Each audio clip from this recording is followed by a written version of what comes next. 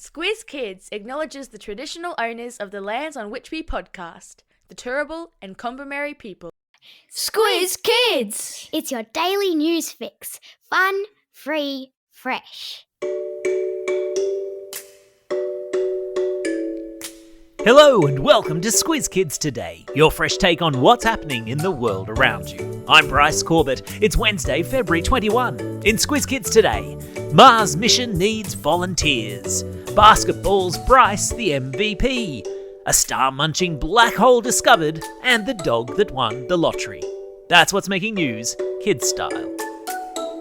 The Lowdown. How would you like to live on Mars?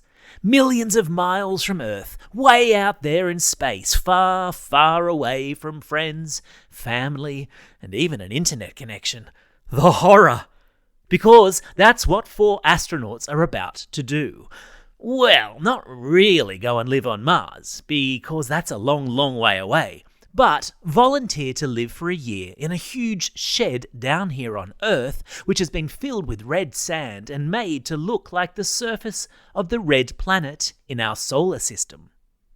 It's called a Mars simulation, an imitation down here on Earth of what it would be like to live up there on Mars, which is the 4th planet away from the Sun.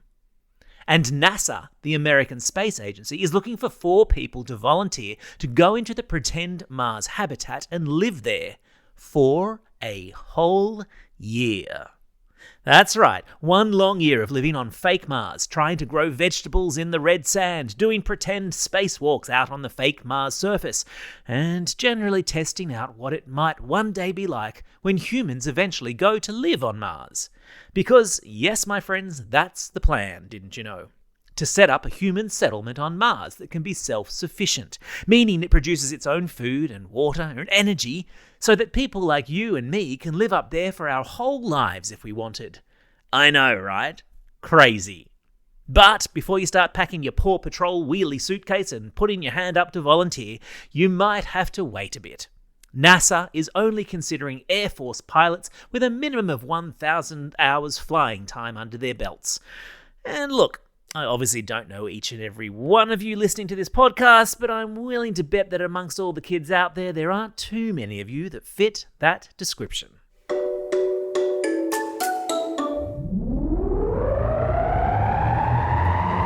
Spin the globe. Each day we give the world globe a spin and find a news story from wherever it stops. And today we've landed in China, where a dog is being celebrated for sniffing out a winning lottery ticket. Not once, but twice.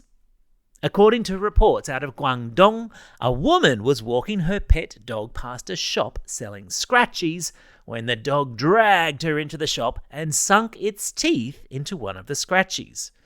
Because the scratchie had her dog's teeth marks in it, she was obliged to buy it. And later that night she discovered she'd won just over $200. The next day, the woman returned with her dog, and it sniffed out another scratchie that won her $4. And while that was a whole lot less than the day before, she nevertheless still spent some of her winnings on dog treats.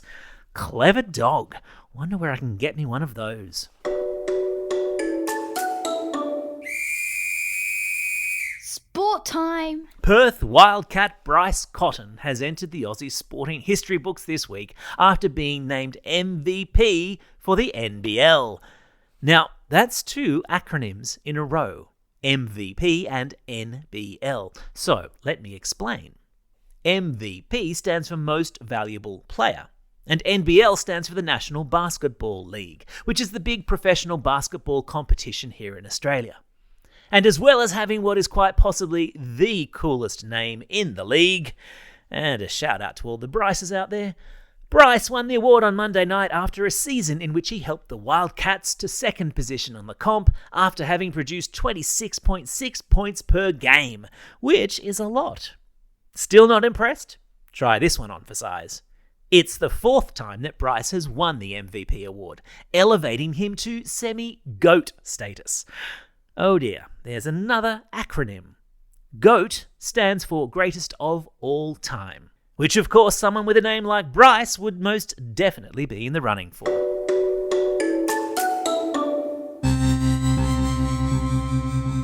Spaced out. From Mars simulations to sun-munching black holes, today's podcast has a distinctly spacey feel. And that's because researchers at a university in Canberra have made a major discovery of a black hole out in space that is munching on stars even as we speak.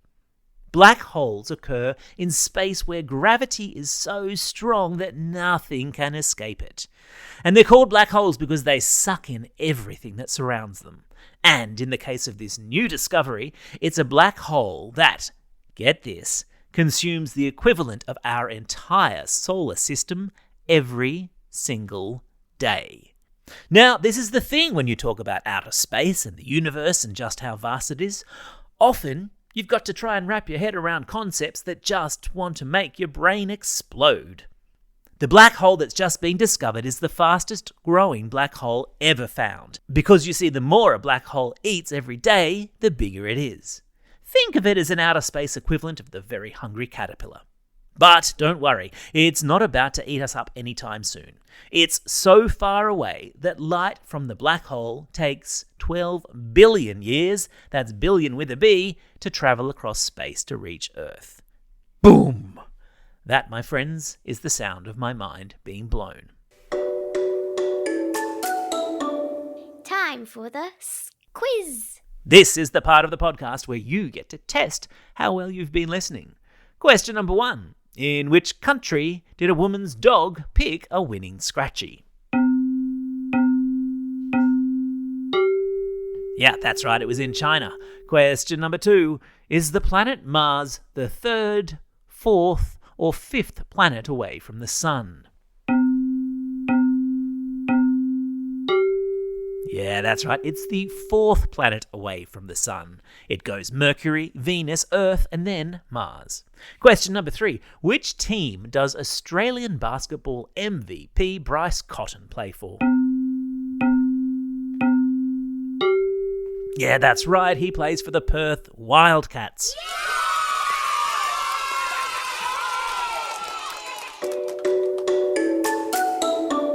Shout-outs. It's February 21, birthday today of the late actor Alan Rickman.